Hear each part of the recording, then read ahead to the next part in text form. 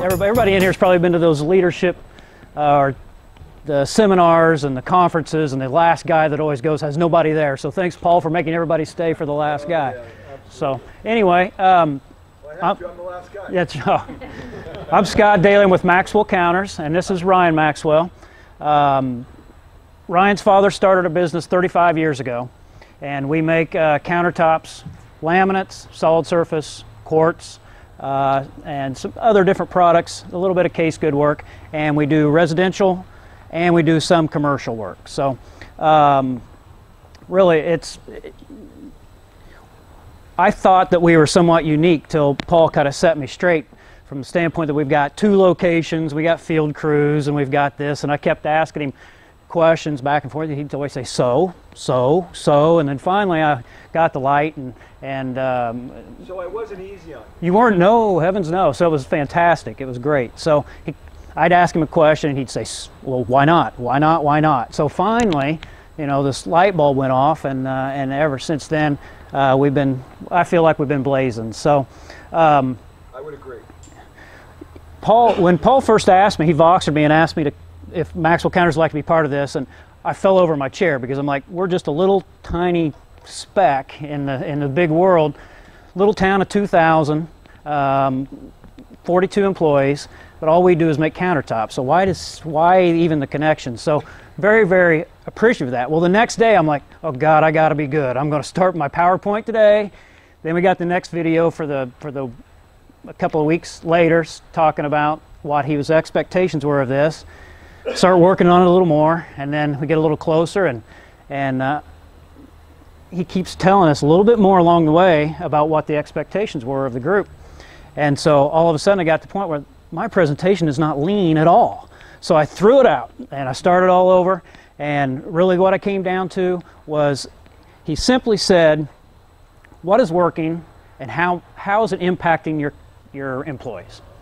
So I took that, and Ryan and I and our team, I asked them a few questions about how they felt things were going. And so I'm just going to touch on a couple of the things that we're doing that maybe they're not necessarily unique, but I wanted to find a couple of things that we're doing that maybe you can take back with you to your places. So one, Nick and Steve had talked a little bit about employee training that they did along the way, and they pulled everybody in for that. One of the things that we do is as soon as we hire an employee, our new employee training is the book, period.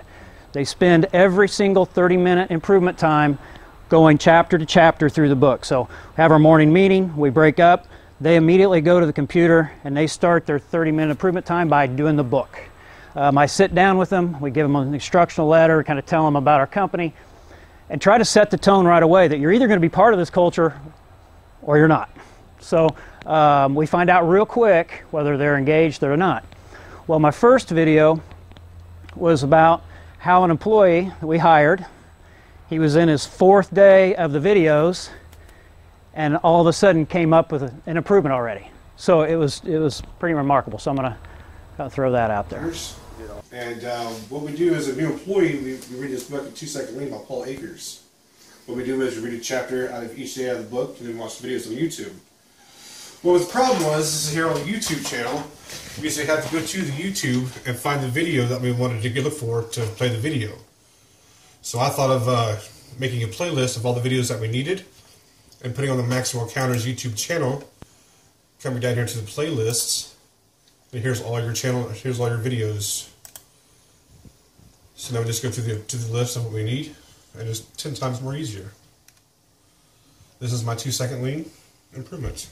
You guys are welcome. Awesome. 4 days. He'd worked for us 4 days and was already engaged to that level. Came back and said, Scott, I've got an improvement. You haven't even been through the book. You've been here 4 days. And you know, you tell them all the time, you're going to hear words like fix what bugs you. You're going to hear lean, and you're going to go, what the heck is that? So here's what we're doing is you're going to put the time and effort into you learning. We feel like it's an investment in you so that we get the best out of you. So 4 days, and he already made that improvement. And that's what we're seeing is constantly these guys that are new are just breadwinners for us. It's just amazing. So we got guys that have been there 25, 26 years.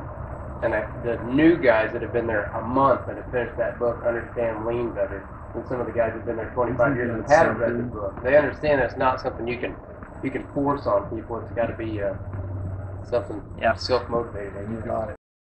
Yep. And our next one is something similar to Daryl and his focus card. I'm not sure where Daryl's at. But the focus cards that he talked about, well, one of our employees shocked the daylights out of us. He's been here 4 months. Comes up and he says, I've got a new improvement and I want to share it. You know, which is great. They want to do that. But I'll let him talk about it a little bit, and then I'll explain a little more in detail about what he's doing.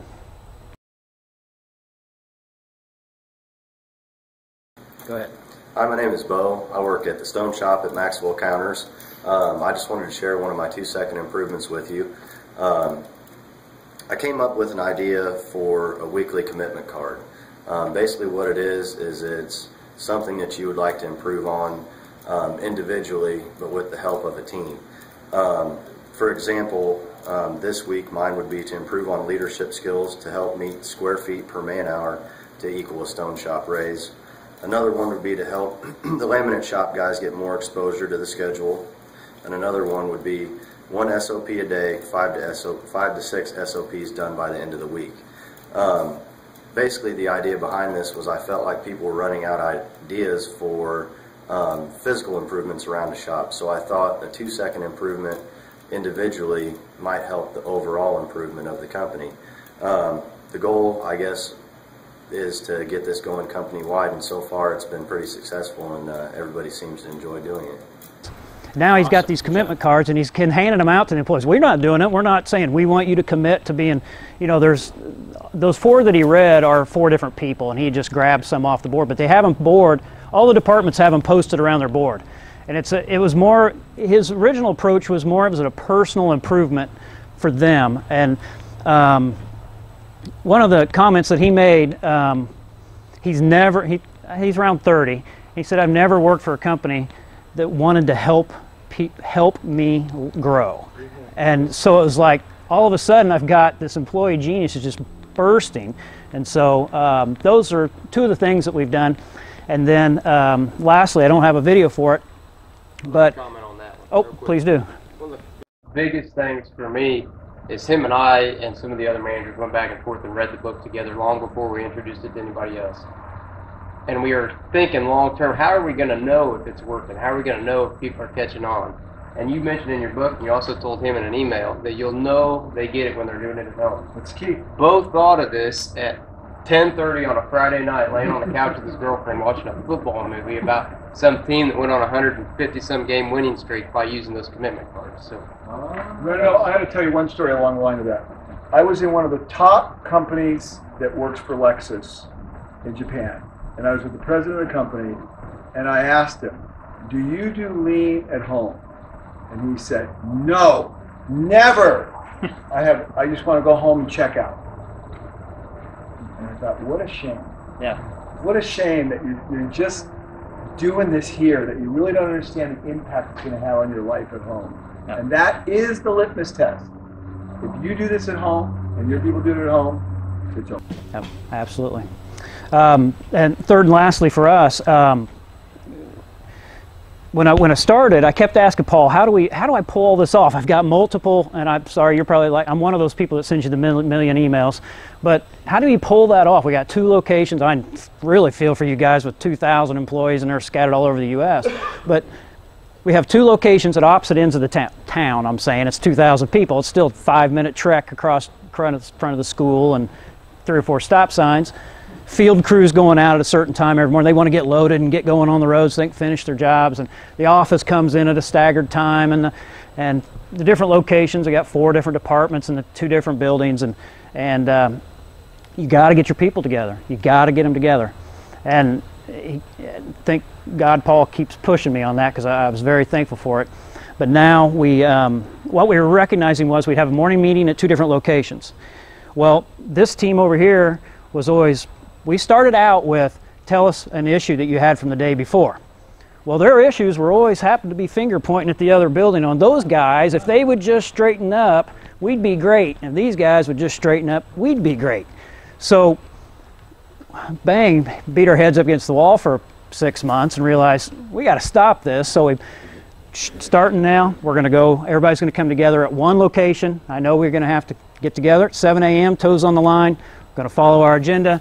When we're done, you guys go back to your separate work areas, you do your improvement time, and we'll go on from there. Now, when there's an issue, we bring it up, and immediately that group gets together and solves the issue immediately as a group, and then they go on. So that's really been our lightning moment. So we don't dwell on the issues of a 42-person group when it involves 3 or 4 people, because we kind of changed the structure of our meeting. We used to start every morning with, did anybody have any issues yesterday? We got 42 people.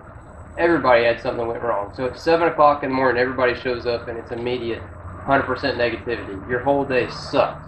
Whole day sucks. So now we start it with positive, raving fans, and the whole day is just through the roof. positive. Frustrate some of the guys from one building and push it up? We a little, but our intent is to fully integrate that. So that's kind of our next step, Greg. That's a great question. I don't know how Andrew with City Furniture, I don't know how he was talking about having the people bring problems up with the size of the company you've gotten those people, how those guys managed it. I'd love to talk to you about how you managed talking about that and getting it pulled off. But that's it for us, Maxwell Counters. So thank you very much.